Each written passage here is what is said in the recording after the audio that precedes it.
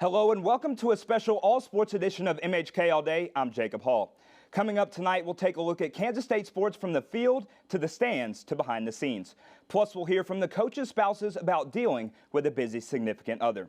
But first, K-State football beat TCU to take home the Big 12 title, and MHK All Day's Dawson Wagner was there, and he joins us with more. It's been 26 years since the Big 12 had its first conference championship game. With Kansas State football taking home just 3 of those, it makes this year's Big 12 championship the second time the Wildcats have played in a championship game and won. But with all the focus on the football team beating the undefeated TCU Horned Frogs, who helped make all this possible? And how does a game as big as a Big 12 championship happen in the first place? Well, for that I traveled down to Arlington, Texas and found out for myself. I got no words, man. This is what we've been working for, and it's just so cool to finally have it happen, and especially in that fashion. That was awesome. At this point, you probably already know that the Kansas State Wildcats beat the undefeated TCU Horned Frogs to take home the Big 12 championship, but you probably don't know who helped make all this happen. Well, for that, we have to start at the beginning of an unforgettable weekend. 6,937 days. That's how long it has been since Kansas State has played in a Big 12 championship game. That streak ends here today. The 10th-ranked Kansas State Wildcats are back in the Big 12 title game for the first time since 2003. Hi, everybody. I'm Anthony Georges, joined by Colby Van Camp, as we are live from AT&T Stadium in Arlington, Texas. Today, it is the K-State Wildcats taking on the TCU Horned Frogs. It all starts with the K-State fans who traveled all the way to Texas, with some adding it as their third Big 12 championship they've been to. Well, we went to the Big 12 championship in St. Louis, we went to it in Kansas City, and we had to be here today. But for most, it was the first time they ever experienced anything like a Big 12 championship. Cats, baby! And for others, it was simply just being with other K-State fans and sharing a breakfast burrito. You want one to go? Oh, sure. I mean, I'll take one. Yeah. That's too fine. So it makes you wonder, with thousands of fans from both teams piling into one stadium, who helps organize the madness that ensues? Well, with no one answer, you could start with all the employees of AT&T Stadium that help fans find their destination on the elevator, cook the food behind the scenes, and cater it to all the media behind the broadcast of the game. Because if it wasn't for all those cameras lined up on the sideline, how else would you see shots like this?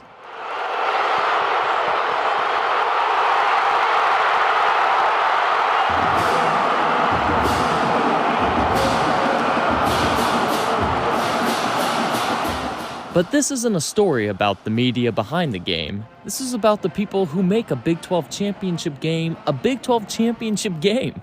It's the fans who drive hundreds of miles, the band that provides inspiration and morale, the cheer team, the Classy Cats, and Willie the Wildcat, who all bring a unique energy to a once-in-a-lifetime game. And if it wasn't for all this, there would be no pride of Wildcat land or purple Wildcat family. It would just be another Division I football team winning another Big 12 championship. Instead, it's the Kansas State Wildcats.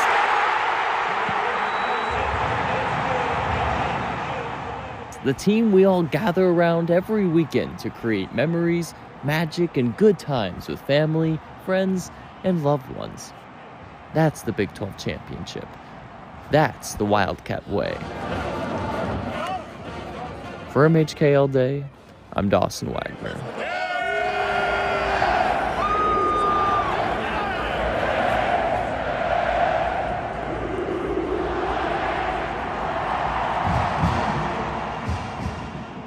As the K-State football team was celebrating their Big 12 championship win on Saturday, some local apparel stores in the Manhattan community like Rally House were preparing for a rush of people trying to find their own championship gear.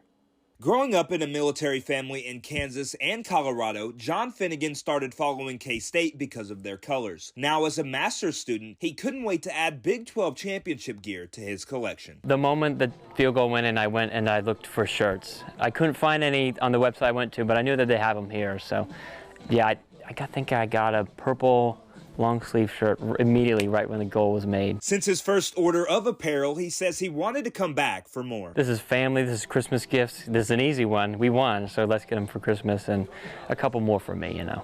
Aaliyah Wallace is a first-year student at K-State who was excited to find stores in Manhattan who hadn't sold out of shirts. I was kind of expecting them to not really have any, but I was glad to walk in and be able to find a shirt that I liked. Right after the game ended on Saturday, Rally House had just one box of championship shirts that sold out in less than 30 minutes. This caps off a football season where sales were significantly higher than the last few seasons. On a game day, we went over like 100,000, and that's like on a game day, not like a game day weekend. Our first week when football started, we were at like a little over 100,000 and stuff, and then I think our Texas game, our home game, we had like 100 and something in sales. For Finnegan, he says he's got one more item on his wish list. I will definitely be getting the classiest crew neck I can get with a Big 12 championship so I can wear it to work. I'm going to be in Texas. I start in Fort Worth, so I'm going to be working with TCU people. I got to make sure that they know that I'm the winner, they're not. In Manhattan, I'm Jacob Hall.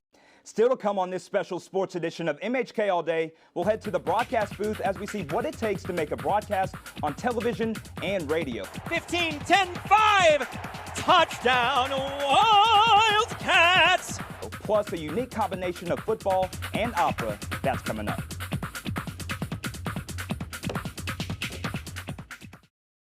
Welcome back to MHK All Day. I'm Landon Platter. The new K-State men's basketball head coach, Jerome Tang, is bringing a different energy to Bramlage Coliseum. In Jerome Tang's first 9 games as the new head coach of the K-State men's basketball team, he has brought the Wildcats to an 8-1 record. Tang has also managed to bring an excitement that affects people both on and off the court. Yeah, so I think Tang, he really brings the energy, and you see at the end of the game that he's doing the Wabash Cannonball by himself in front of the whole student section. He's been hyping up this whole season. Definitely trying to get fan involvement, student involvement, anywhere again. And so I think that's the biggest part in Tang bringing a big audience. The K-State men's basketball team has started off the season undefeated on their home court at Bramlage Coliseum. The students feel that Tang wants them there, and they continue to show up to support him and the Wildcats. The student section has been full for the majority of these early games. I think Jerome Tang is in a great audience this year because he brings a new atmosphere and he cares a lot about the student section. Tang's energy has brought in more than just students. After almost all of last year's players left, Tang had to recruit heavily from the transfer portal. His endeavors were successful, however, as he managed to convince previous 4-star recruits Keontae Johnson and Cam Carter to come to Manhattan. From Manhattan, this is Landon Platter. I'm Aaron Magill. K-State athletes have a very busy schedule from practices, classes, and games. But one group of athletes is taking time to give back to the community. Every semester, a small group of K-State student athletes take time out of their packed schedules and spend their morning with elementary school kids for a program called Cats in the Classroom. Cats in the Classroom, we go around to a bunch of different elementary schools and we get to work in their classrooms, get to read with them, go out to recess, work on math, all the different sorts of things, and kind of talk to them about what we do at K-State. This is our way of giving back to our community, where we just go back to our local schools and hang out, have a good time with them, and just try to give back to the Manhattan community. Cats in the Classroom has been happening for many years in the past, and consecutively since 2018. Athletes have always loved coming every year. The main reason why I love coming to this event, I love kids in general and just their curiosity, their questions. I just love to come in, chat with them, tell them a little bit about myself, learn about them, kind of what they love about the Manhattan community. Cats in the Classroom is a fan-favorite event for student athletes from all sports and majors, not just education majors, to be a part of and participate in every year. One of our favorite community service events for our student athletes. We have events like this where we give back to the community and to the youth in the Manhattan area. We offer it to our student athletes, and then they come running for opportunities to connect with the youth. On Wildcat 91.9 Radio this fall, one master's student at K-State was able to combine his love of music and Wildcat football in a unique way. Deuce has an entourage. He takes up to the 30, 25, 20, 15, 10, 5. Touchdown, Wildcats! Deuce Vaughn takes it the distance with 49 seconds in the first quarter. Opera music and football are two passions for Kobe Van Camp, and he has found a way to combine the two for K-State games this fall. It's a dream come true to be able to do this kind of broadcasting, to be up in the booth, and to be talking about and doing play-by-play for the team that I love the most on this earth. He is a classically trained opera musician with 2 albums and says there are similarities between music and broadcasting football games. 25-20, 15-10-5, touchdown Wildcats! It's really cool because they're both kind of in the same vein. It's a performance, right? So it wasn't too far of a stretch for me to say, hey, here's all the things that I learned in my undergrad that I can apply now to my touchdown calls. One of his inspirations for the touchdown calls comes from a faculty professor at K-State who is also an advisor to the radio station and encouraged him to use all of his natural abilities. When I heard he could sing opera, that was a match. And the first time he did it, everybody was coming up to me afterwards like, okay, what was that? That was so unexpected and so beautiful at the same time. Colby's musical journey began in the 3rd grade when he joined a local children's choir, and that continued all the way through his undergraduate studies at K-State. But it was in his final year when he picked up this headset and began to broadcast games right behind me at Bill Snyder Family Stadium when those plans suddenly began to change. That single-handedly brought me into the mass communications master's degree at Kansas State. I had rather hoped to be in Iceland at this time right now doing a master's of music and composition in Reykjavik, so that didn't end up happening. Anthony Georges is an executive producer at the radio station and says football with an operatic twist is a unique thing to be a part of. They really combined 2 different industries in one thing, and it's something that I don't think has ever been done before. Moving forward, now people know what to expect. They know how powerful his voice is. Maybe you didn't look for it in the past, but now when K-State scores, you're going to be listening for an opera singer to be getting along with it. You're not just going to be listening to hear how the game's going, but when a big play happens, you're going to know, here comes a powerful opera voice. For Van Camp, he says he's going to pursue future careers in both music and broadcasting. I love composing, I love writing music, and if I end up being a radio host somewhere, that's awesome. If I end up in New York performing music, that's awesome too. So I'm just kind of open to whatever door presents itself first. In Manhattan, Touchdown Wildcats! Jacob Hall, Channel 8 News. Coming up, we'll take a look at other sports keeping K-State students active. The Peters Recreational Complex on campus has some special programs to make staying fit fun. That's next. Welcome back to MHK All Day. I'm Blake Crawford. It's always tough to stay healthy during the holiday season, but the K-State Recreation Center is doing its part to help with their Fit Friday social media campaign.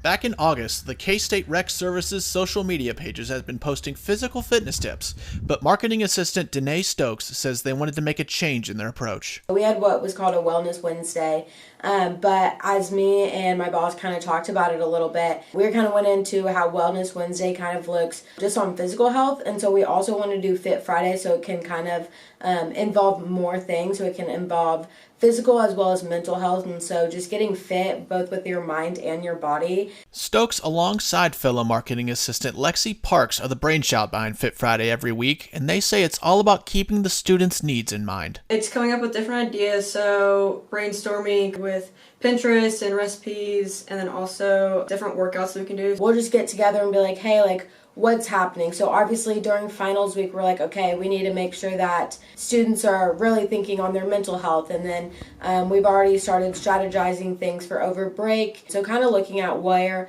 students are at in their lives and being able to kind of shift that Fit Friday to what is going to be best and most beneficial to them. And with the holiday season in full swing comes the New Year's resolution gym goers, and Stokes says they're ready for them. We've definitely been brainstorming about New Year's resolutions and how we kind of want to incorporate that here into our social media and just giving students, like, it's a fresh year, go into it. Especially working out is one of, the biggest New Year's resolutions that most people do, and so definitely going to hit on that coming in the new year. From Manhattan, Kansas, I'm Blake Crawford. I'm Ryan Zielseorf. K-State HD-TV is a collaborative production of in-house video board shows and network broadcasts. The hands-on opportunities truly prepare students for real-world experiences. K-State HD-TV provides great experiences with professional broadcasting equipment to prepare its students for future careers. Working here at HDTV is such an invaluable resource. You know, getting to learn the things that we do here is, it's amazing. And you know, it pushes me beyond my comfort zone because I'm in charge of a lot more than, you know, most college students get the opportunity to do. One of our tougher positions as well is replay operating, which is this right behind me. It's called EVS, so this is how we show all of our replays in game. It's challenging but fun at the same time, and definitely a rewarding position. Even though HDTV is mainly student ran, it takes a certain level of talent and precision to provide the best game day experience. I mean, you have some of the best coworkers, and everybody is trying to learn something new every day that they're trying to do with their future career. You have to have a great work ethic coming here. You know, you gotta be willing to learn, gotta be willing to work through mistakes if they do happen. There's not a day that passes when I come into work that, you know, I regret, because the environment's amazing and I'm working for my favorite sports team, so what else could you ask for? From Manhattan, Kansas, I'm Ryan Zielseorf. Coming up after the break, we'll show you how the sport of pickleball is gaining popularity at K-State. That's next. Welcome back. While coaches put in many hours for their school and team, those at home can feel their loss. We caught up with some of the coaches' significant others to see just how hard it is to keep the relationship fresh and healthy. My name is Julie Osterman, and I am the wife of Brian Osterman, who is the Associate Head Women's Basketball Coach.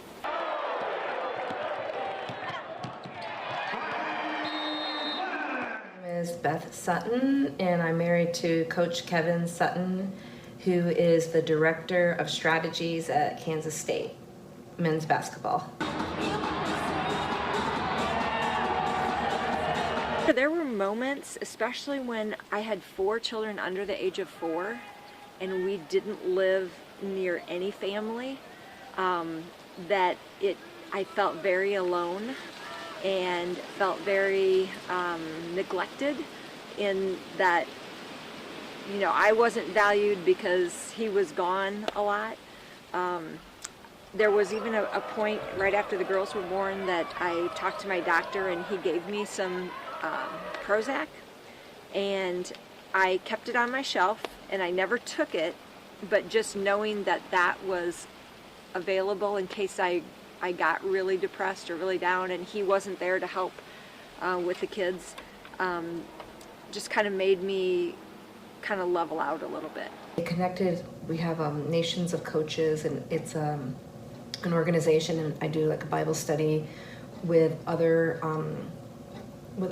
coaches' wives from all over the United States, and it's been a really great way to help support each other. Pickleball, the relatively new sport, has people of all ages getting out and getting active. Pickleball is one of the fastest growing sports in America. According to usapickleball.org, there are 4.8 million pickleball players as of 2021. This is a growth of nearly 15% from 2020. Along with that, the average age of a pickleball player has declined to 38 years old. So I got my interest in pickleball from a young age when me, my cousin, and my uncle would go to our local rec center actually in Olathe, and we would go and play pickleball on a regular basis, and we'd have like a friendly competition with it. And that was in the early stages of pickleball, and it's really grown to where there's like leagues now that we can go to and stuff, as you can kind of see here. But yeah, that's kind of where it started for me. It was just like a family thing where it was something to all bond together doing. With a relatively small court and light paddle, pickleball is a low-impact and non-contact sport which is beneficial to many players. The sport's increasing popularity is due to this fact of inclusivity and ease of play.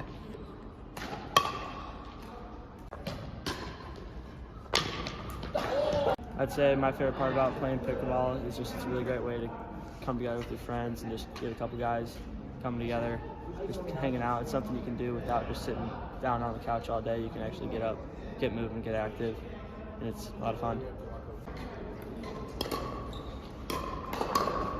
Reporting from Channel 8 News, this is Landon Platter. That's all we have for today's all-sports edition of MHK All Day. I'm Jacob Hall. We will be back in the spring with Channel 8 News. Thanks for watching.